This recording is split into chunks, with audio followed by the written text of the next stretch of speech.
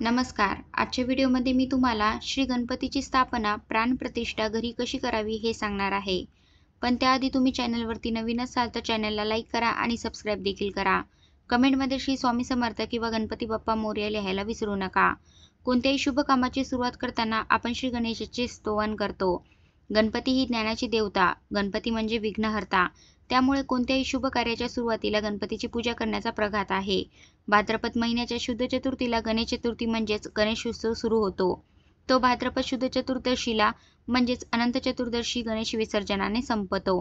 भाद्रपद महिन्याच्या शुद्ध चतुर्थीला घरी गणपतीची मूर्ती आणून ब्राह्मणाला बोलावून पूजा करून गणपतीच्या मूर्तीची प्राणप्रतिष्ठा करतात. 1.5 दिवस, 5 दिवस, 7 दिवस अथवा अनंत चतुर्दशीपर्यंत पूर्ण 10 दिवस गणपती घरी बसवतात. गणपतीसमोर आरास करतात. 10ही दिवस घरात पवित्र वातावरण असते. रोज सकाळ संध्याकाळी आरती होते. गणपतीला नैवेद्य दाखवला जातो. पहिल्या व शेवटच्या दिवशी मोदकाचा नैवेद्य आवर्जून असतो. पूजेत रोज 21 दुर्वांची जोडी वाहिली जाते. कारण गणपतीला दुर्वा प्रिय आहेत. जसा घरी तसेच सार्वजनिक गणपती बसवला जातो. सार्वजनिक गणपतीचे विसर्जन अनंत चतुर्थीच्या दिवशी करतात. सुखकर्ता, विघ्नहर्ता आणि अष्टदिशांचा अधिपती असलेल्या श्री गणेशाची पूजा भावपूर्ण होऊन त्याचा खूप आशीर्वाद मिळावा असा सर्व गणेश भक्तांचा प्रयत्न असतो. गणेश भक्तांना ही पूजा भावपूर्ण करता यावी या उद्देशाने श्री गणेशाच्या पूजनाशी संबंधित माहिती आणि पूजा विधी याविषयी आपण जाणून घेऊया. गणरायाची स्थापना सकाळी केली जाते, मात्र ही पूजा दुपारी किंवा संध्याकाळी केली तरी चालेल. गणेश चतुर्थीवर गणेश प्रतिष्ठापना आणि गणेश पूजा दिवसाच्या मध्यभागात केली जाते. असे मानले जाते की श्री गणेशाचा मध्यकाळात जन्म झाला होता. त्यामुळे मध्यान्हात गणेश पूजन करण्यात प्राथमिकता असते. गणेशाची मूर्ती शक्यतो 1 दिवस आधी आणून ठेवावी. मूर्ती मखरात ठेवावी. सर्व पूजेचे साहित्य तयार ठेवावे. घरात वादविवाद, कलह न करता प्रसन्नपणे सर्वांनी एकत्र पूजा करावी. देवासाठी काहीही समर्पण करताना ते उजव्या हातानेच करावे. मूर्तीवर पाणी, पंचामृत अर्घ्य वाहताना फुलांनी किंवा दुर्वांनी वाहावे. बाप्पाचे आगमन होण्याअगोदर ज्या ठिकाणी गणपती विराजमान होणार तो परिसर आणि संपूर्ण घर स्वच्छ साफ करावे. गणेश मूर्तीसमोर चांदी आणि तांब्याच्या कलशात पाणी भरून ठेवावे. कलश गणपतीच्या डाव्या बाजूला ठेवावा. या कलशाच्या खाली अक्षता ठेवाव्यात. गणपतीच्या डाव्या बाजूला तुपाचा दिवा तेवत ठेवावा. दिव्याच्या खाली देखील अक्षता ठेवाव्या आणि पूजेच्या दोन्ही वेळा निश्चित असाव्या. गणपतीला मोदक अतिप्रिय आहेत, म्हणून गणपतीला विविध प्रकारचे मोदक अर्पण केले पाहिजेत. तुळशी किंवा तुळशीची पाने गणपतीला अर्पण करत नाहीत. गणपतीला दुर्वा सर्वाधिक प्रिय आहेत. 3 किंवा 5 पाने असलेली दुर्वा श्रेष्ठ मानली जाते.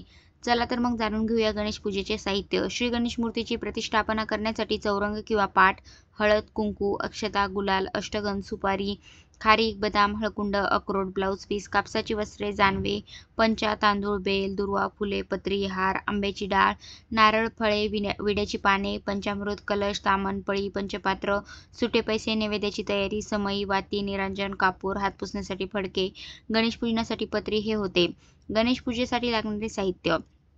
चला तर मग जाणून घेऊया गणपतीची सोप्या पद्धतीने पूजा कशी करावी. प्रतिष्ठापनेसाठी स्नान करून पितांबर किंवा धोतर असे स्वच्छ कपडे घालावेत. प्रथम स्वतःच्या मस्तकावर गंध, कुंकू, शेंदूर किंवा अष्टगंध यापैकी एकाचा टिळा लावावा. आंब्याच्या किंवा तुळशीच्या पानाने खोलीमध्ये गोमूत्र शिंपडावे. गोमूत्र उपलब्ध नसल्यास विभूतीच्या पाण्याचा वापर करावा. शाल, उपरणी किंवा टॉवेल यासारखे उपवस्त्र खांद्यावर घ्यावे.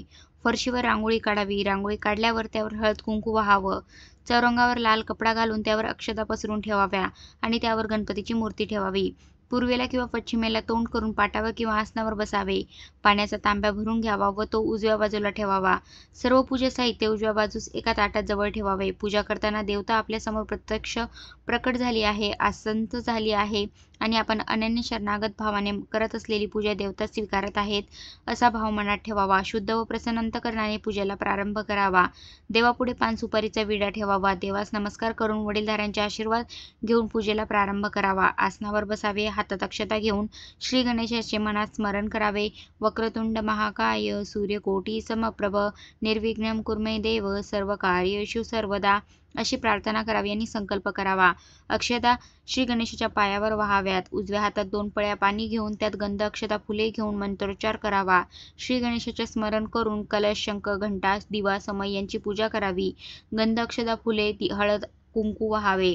प्राणप्रतिष्ठेसाठी ज्यांना मंत्रपाठ करणे शक्य नसेल किंवा माहिती नसेल त्यांनी किमान ओम गण गणपतये नमः हा मंत्र म्हणत पूजेसाठी चौरंगावर स्थापन केलेल्या गणपतीच्या मूर्तीच्या दोन्ही डोळ्यांनी दुर्वाकरांनी अगदी थोडे तूप लावावे. उजवा हात मूर्तीवर ठेवावा. डावा हात स्वतःच्या हृदयात स्पर्श करून श्री गणेशाचे ध्यान करावे. 21 वेळा ओंकाराचा जप करावा. गणेशाच्या चरणावर दुर्वा किंवा फुलाने पाणी शिंपडावे.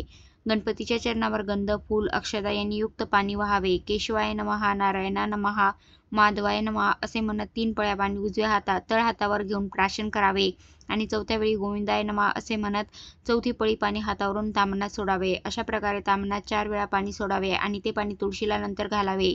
गणेशाच्या मूर्तीवर दूध, दही, गाईचे शुद्ध तूप, मध, साखर हे पंचामृत दुर्वाने हळूवार शिंपडून मूर्तीला स्नान घालावे. गंध लावावे. हळद, अक्षता, शेंदूर, फुले, हार, कंठी, दुर्वा वाहाव्यात. प्रत्येक अवयवावर अक्षता वाहाव्यात. विविध पत्री अर्पण कराव्यात. धूप, अगरबत्ती ओवाळावी. दीप, निरांजन ओवाळावे. नैवेद्य प्रसाद अर्पण करावा. विडा अर्पण करावा. विड्यावर दक्षिणा ठेवावी. समोरील नारळ परीवर पाणी सोडावे आणि त्यावर एक फूल वाहावे. प्रदक्षिणा व पुष्पांजली, गंध, अक्षता, फूल हातात घेऊन देवाभोवती किंवा आपल्याच भोवती 1, 3 किंवा 5 प्रदक्षिणा घालावे. श्री गणेशास नमस्कार करावा. प्रार्थना करावी. पळीभर पाणी ताम्हणात सोडावे. पूजाविधी करताना माहितीच्या अभावाने कळत नकळत काही चुका झाल्या असतील त्याबद्दल देवाकडे क्षमा प्रार्थना करावी. आपल्याकडे जितके दिवस उत्सव असेल तितके दिवस रोज सकाळ संध्याकाळ गणपतीची पूजा आणि आरती होणे आवश्यक आहे.